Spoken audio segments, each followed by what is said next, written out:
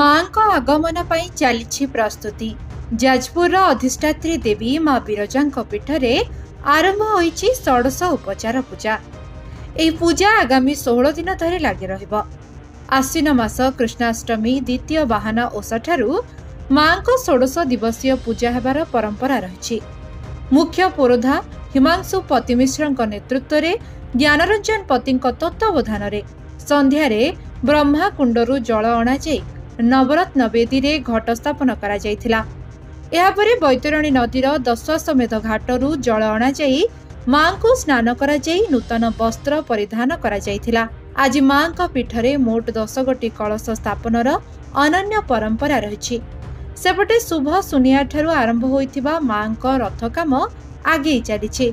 एही 16 दिवसीय पूजा को शांति श्रृंखला शेष करने को मंदिर प्रशासन पक्षरु व्यापक बंदोबस्त करा जायछि।